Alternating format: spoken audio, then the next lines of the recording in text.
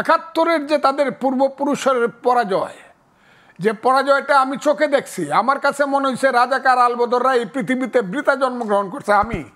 আমি কমান্ডার ছিলাম, যখন শুনছি 16ই ডিসেম্বর হয়ে গেছে, এরা কোথায় পালাবে? কেউ নদীতে জাপ দিয়া পড়ছে, কেউ বট গাছের উপরে গিয়ে উঠছে, গুলি খাইয়া মরছে। রাজাকারের কমাইগুলো আপনারা দেখেন নাই তো? তারা মনে করে যে আওয়ামী লীগকে তাড়াইছি, এখন বিএনপি যদি তারাই দিতে পারি, তা আমাদের যে ফিলোসফিক্যাল ফাইট, তাদের ফাইটটা ফিলোসফিক্যাল, আর বিএনপির ফাইটটা হলো পলিটিক্যাল। একটা ইলেকশন চাই।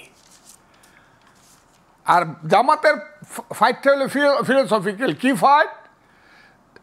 47-24 ঠিক ছিল, 71 ভাইয়ে ভাইয়ে ঝগড়া ছিল, এবং এই ঝগড়াটা লাগাইছে দিল্লি, আমাদের পাশের দেশ।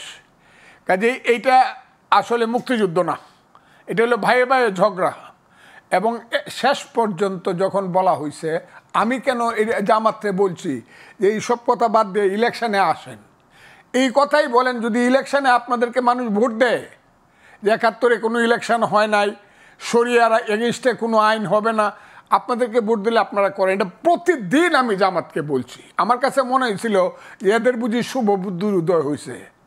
কিন্তু ওই যে ইংরেজিতে যে ক্লাস 7-এ পড়ছি, black will take no other hue, কয়লা দুইলেও ময়লা ছাড়ে না। জামাত সেই 71-এর যে তাদের পূর্বপুরুষের পরাজয়, যে পরাজয়টা আমি চোখে দেখছি, আমার কাছে মনে হয়েছে রাজাকার আলবদররা এই পৃথিবীতে বৃথা জন্মগ্রহণ করছে। আমি কমান্ডার ছিলাম, যখন শুনছি 16ই ডিসেম্বর হয়ে গেছে, এরা কোথায় পালাবে? কেউ নদীতে জাপ দিয়া পড়ছে, কেউ বট গাছের উপরে গিয়ে উঠছে, গুলি খাইয়া মরছে। রাজাকারের কমাইগুলো আপনারা দেখেন নাই তো? আমি দেখছি।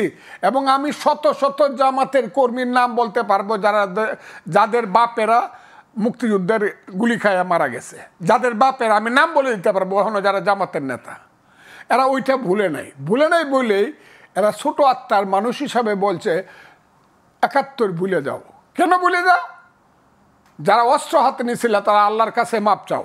আমার কথাটা সত্য না মিথ্যা আপনি দেখেন, তারা লেখছে মাপ চাও, ক্ষমা চাও।